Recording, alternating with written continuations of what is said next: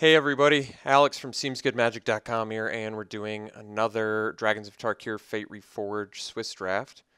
We've got a rare that's pretty playable. 6 mana, draw 4, or if you have a dragon, you can... Oh, it just can't be countered. Alright, 6 mana, draw 4 is pretty good. I still am pretty tempted to take the ultimate price here. This is pretty premium removal. I mean, drawing 4 for 6 is good, but I would take a second best in, the draw 3, discard 1 at 5, or what's another draw card effect in this? I guess Mystic Meditation, which is certainly worse than Dragonlord's Prerogative. I actually think Dragonlord's Prerogative is pretty good, but I still kind of want this 2-drop. I mean, it's tough to argue that Ultimate Price isn't a really good card. I think Dragonlord's Prerogative is actually a good card too. I just think the cheap instant speed removal of Ultimate Price is ultimately going to be the pick. Okay, well, Deathwind and Flatten. I actually think Flatten's better than Deathwind. I mean, granted, Deathwind gives you more potential options, but Flatten is a better cost for... I mean, you have to pay 5 to do the same thing Flatten does, but at the same time, Deathwind at like 6 and 6 mana plus can do more than Flatten does. I still think Flatten's better, though. Is that wrong? I guess the difference is Deathwind at 2 can take out... Well, maybe Deathwind is better. Flatten is only more efficient at the 4 mana cost. At the lower mana and higher mana cost, I guess Deathwind is technically better. Is there anything else worthy of mentioning here? Yeah, Drowner is good. I like the Behemoth. But I certainly think another removal spell is the correct pick here. So yeah, that's actually the first time I've had the Deathwind versus Flatten pick, but I think Deathwind, I guess because it's more versatile, is probably the better pick. Probably. Okay, so staying on color, I would have to take Marsh Hulk.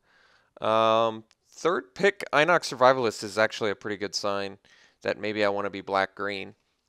Huge fan of the Survivalist. Very good card. Awesome way to get rid of Pacifism, get rid of Reduce in Stature, get rid of Deadly Wanderings, get rid of Auras, get rid of the Monuments. Just a really great card, actually, I think. So I think I'm going to take it here. I could also take the Tail Slash, which is pretty good removal for red. And red-black is probably more of a thing than green-black, but I definitely think the upside of Survivalist is much higher than the upside of Tail Slash. The potential 2-for-1 value, plus it's a cheap Megamorph. And I don't have any problems with green-black, actually. I think it's fine. I'm going to take what I think is the best card remaining in that pack. Okay, so there's a Pacifism in here, which is fine, but I think I'm a little more interested in this Salt Road Ambusher, which pairs well with our Survivalist. I do think the best card in the pack is Pacifism, but I think Ambusher is certainly good enough to pick here.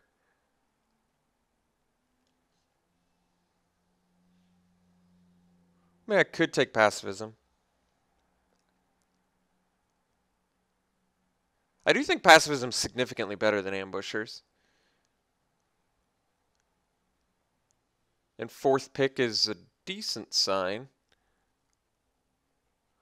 I think if I miss out on an Ambusher, it's not going to make or break my deck, whereas having an extra Pacifism and ending up in white could be huge. So it's early enough where I'm just going to pick the Pacifism here.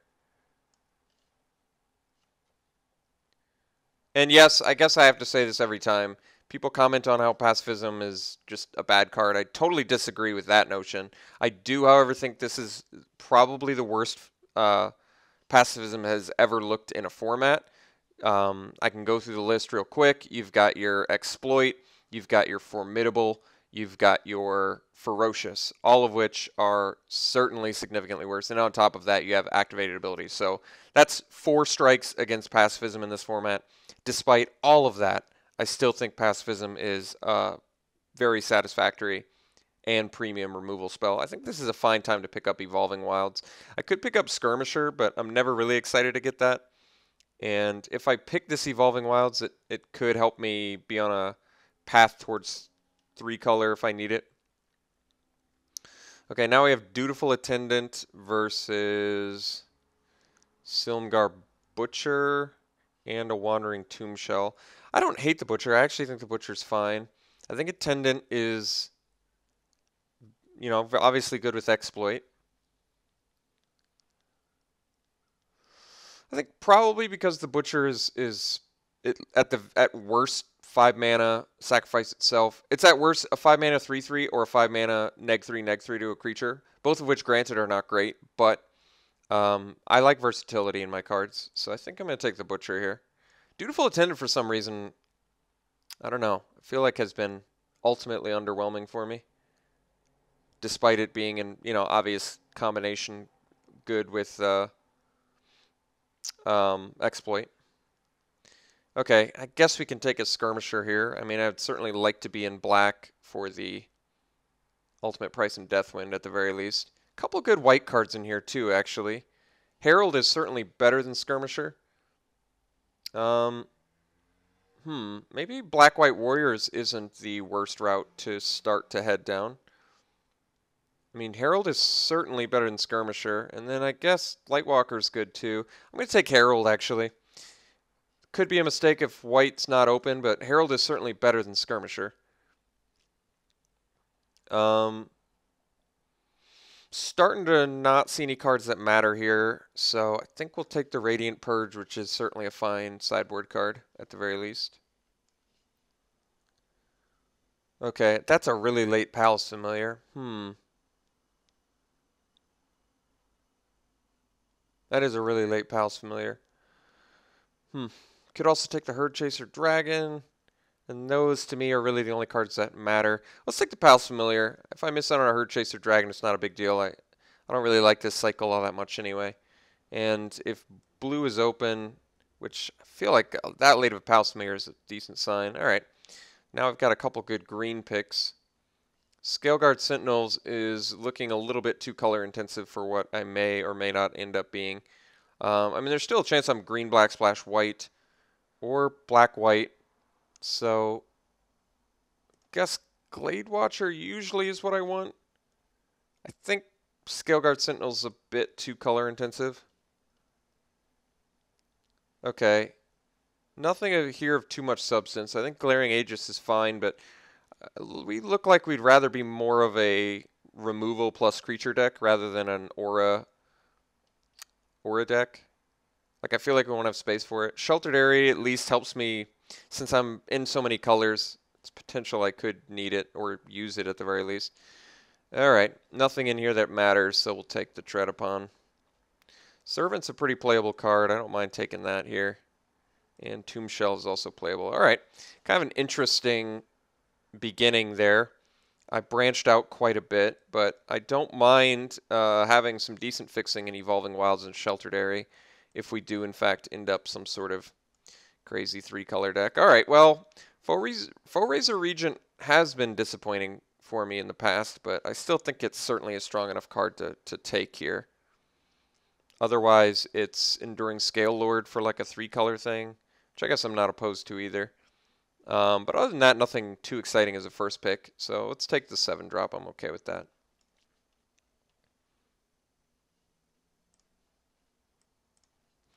Okay, options here. Well, we have Ojutai's Command, which is a fine card.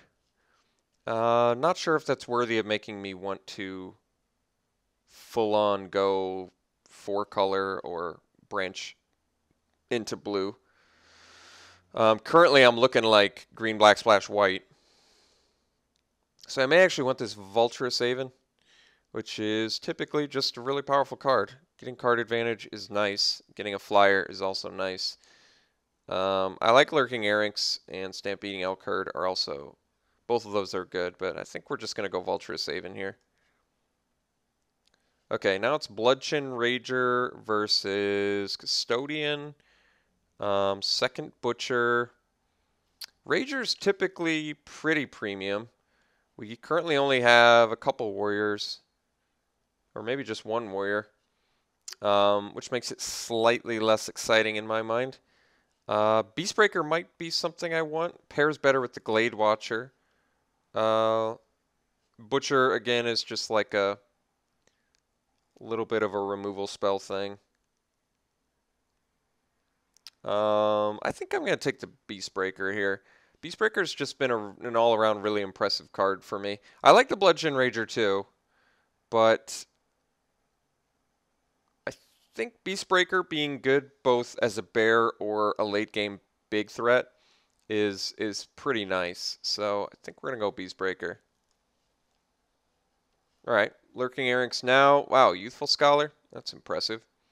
Erynx, I think probably Stampeding Elkurt is better than Lurking Erynx. Stampeding Elkurt does a better job of turning Formidable on. For my Glade Watcher, it's just 2 cards that do it, and Beastbreaker, it's pretty close. Yes, Youthful Scholar in here, but I'm not going to go for the crazy 4-color deck, I don't think. I feel like I've solidified myself enough into green, black, splash white where I'd rather go for more of that direction. And I actually like green, black. I don't have a problem with that at all. So let's take the Stampeding Elkurt here. I think pretty happily, actually. It's certainly a fine card. Okay, Artillerist, Press the Advantage, Shambling Goblin. Artillerist is very good with formidable cards. Press the Advantage is a pretty premium combat trick, though. Currently we have 9 creatures, I guess. But we haven't seen too much in the removal department lately. Press the Advantage is certainly better than Tread Upon. A lot of times Artillerist can table, too. I think I'm going to take the Press the Advantage. I think I talked myself into that. Okay, Scavenger versus Custodian. I'd prefer to not do Custodian in this deck if at all possible. I'm also, I guess, not super impressed with Sandstep Scavenger most of the time, but Student of Ojutai at the same time, not exactly something I want to branch deeper into white for. All right, Scavenger it is. Okay, I'm a big advocate of the bear, so happily taking that here over a Sandstorm Charger, which could be played in here, but I think bear is probably a little bit more exciting. Usually not impressed with Sadist very much. Guess I could take a second Tread Upon. I don't think there's a great chance it's getting played, though. But nothing else in here really is worth hating or taking for sideboard. I guess Spider Silk Net could be taken for sideboard, but I'll take a Tread Upon. All right, Artillerist now. There's also Conifer Strider. Conifer Strider. Conifer Strider, I think, is actually better than Artillerist, despite Artillerist being cheaper. That extra power goes a long way with Glade Watcher, and Hexproof is also just really nice. Plus, Hexproof with Tread Upon or Press the Advantage. Yeah, you know what? We're going to take Conifer Strider here. All right, Lurking Erynx tabling is a really good sign for green, I would say. I think that's actually a pretty strong card. All right, Marsh Hulk. I still think more exciting for our deck than the Custodian. So we're doing good on in terms of playables. Maybe Sandstorm Charger could find its way into this deck. I don't think a second Sheltered Aerie is really going to be necessary. Not with Evolving Wilds and Sheltered Aerie. I could possibly run Charger in this deck. I think we're likely to find Artillerist, much more exciting than Display of Dominance, I would say. All right, Shape the Sands is at least a sideboardable card. Sure. Mountain. All right. Good news is we have a deck. Bad news, well, no real bad news, I guess. We're just looking for some upgrades. Let's cut the Wandering Tomb Shell already. I think the low power guys are going to be much less good in this deck. All right, well, Mastery is playable. I'm curious about how good it is in this deck, though. I think I would almost rather just have a removal spell like Dousing Gloom. I do actually think Mastery of the Unseen is a good card. On the splash, it's much less good.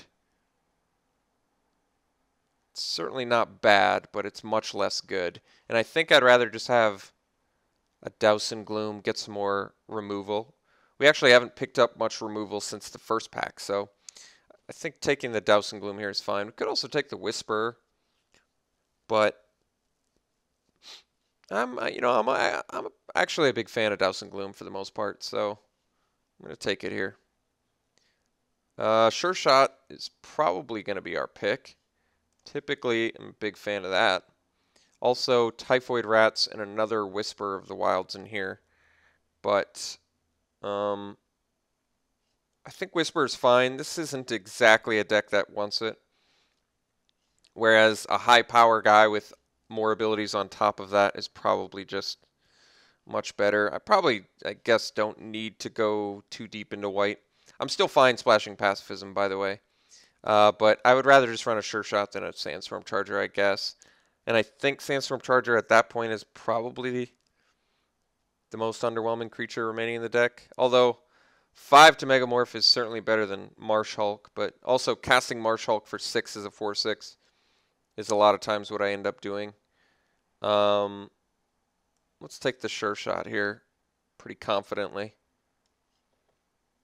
Ooh, Soul Flare is actually also Valorous Stance, which is, in my opinion, certainly worthy of a splash, but I kind of want the rare here. Let me think about abilities I can actually pick up, though.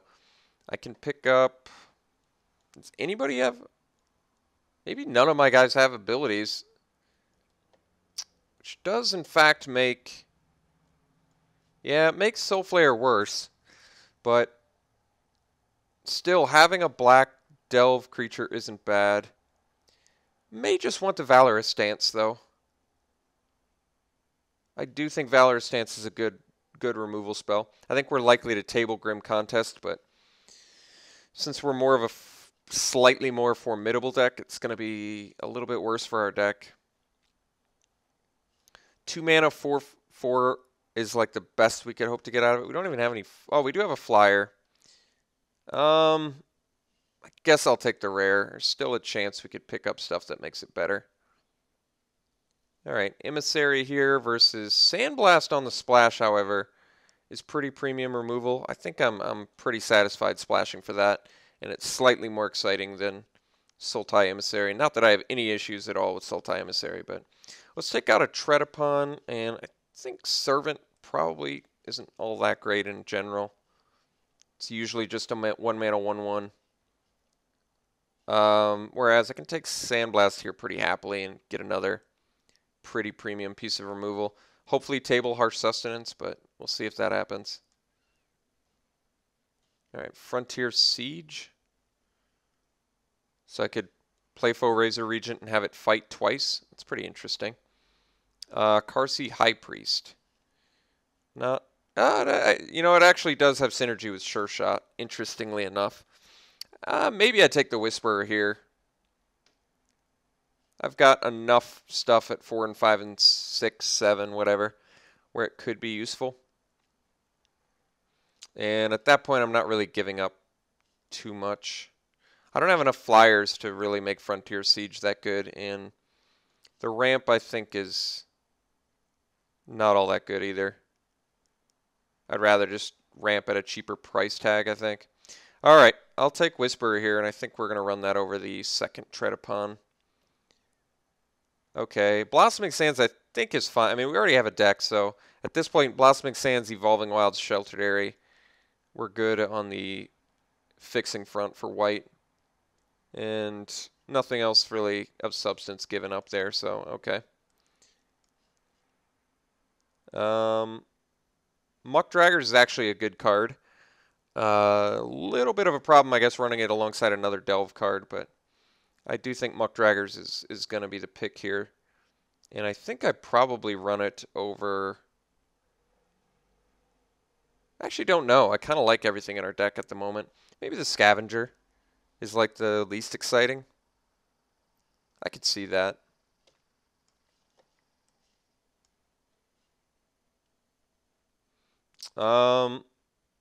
Here I kind of want to hate something.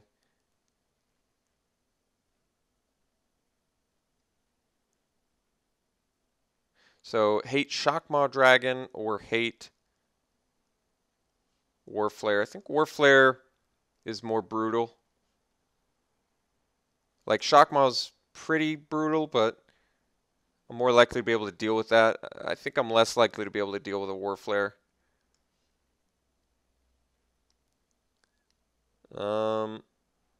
None of these cards really matter too much for me. I could take Hooded Assassin. I don't really think we're a Shadow Spear deck. I don't really think we need the Hooded Assassin either, though, at the same time. I'll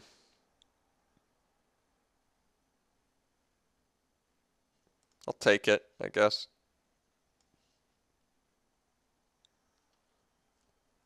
Sage's Reverie. I don't think I have that many auras. I do have Pacifism, though, which is kind of cool. Synergy with it. And I guess I have Sheltered Area.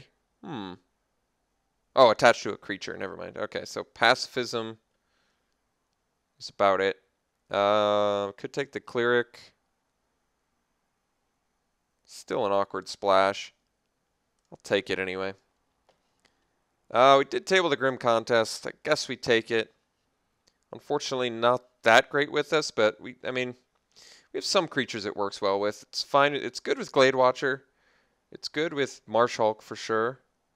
It's good with Soul Flare, Regent. It's not a fight card though, so it doesn't have synergy with Regent like I like, but I'll consider it at least. I guess I could possibly splash for Channel Harm, but honestly, that's not likely to happen. I'll hate a Cunning Strike here. Break through the line, sure. All right, last pick, Sage's Reverie is pretty interesting, actually. All right, well, I think we actually have a good deck. It's not amazing, but we have a good creature count, and we have premium removal spells, and we have enough fixing to make our 3-color plan work pretty easily, I would say. Downsides, I don't know. I guess we could have used more bombs, but Foe-Razor, Regent, and Soul Flare, I guess, are okay ones. Let's group stuff separate for now. This is 23 cards. I think 17 lands with Sheltered Area and Whisper of the Wilds, and a curve that includes a 7 and, well, kind of a 9-drop in Muckdragger. I guess Muckdragger is not exactly a 9-drop, but you get the point. So, yeah, all of that I think is enough. We have pretty good removal in here. Sure Shot, Butcher. Even the Survivalist is like a form of removal.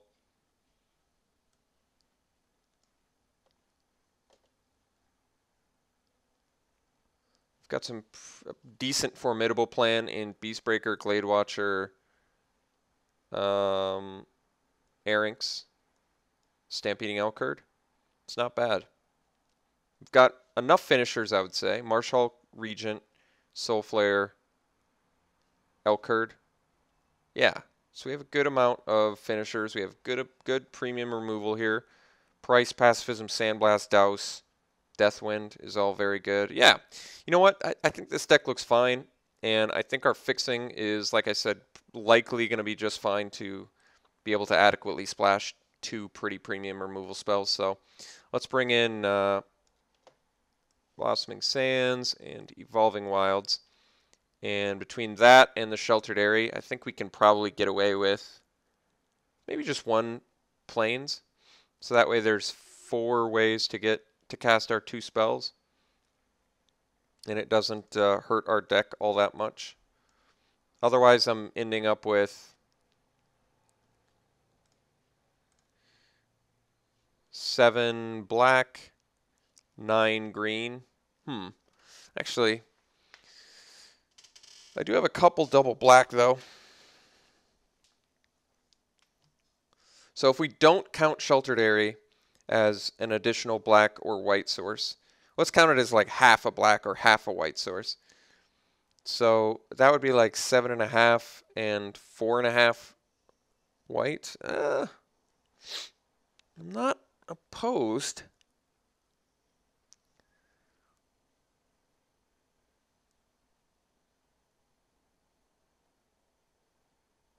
I may do it like this. 9 green, 7.5 black, 4.5 white. I think I'm okay with this, actually. I like this deck. I think it looks fun. Looks like it could be successful. I don't think we're too susceptible to getting steamrolled. I mean, we have an adequate amount of creatures and removal.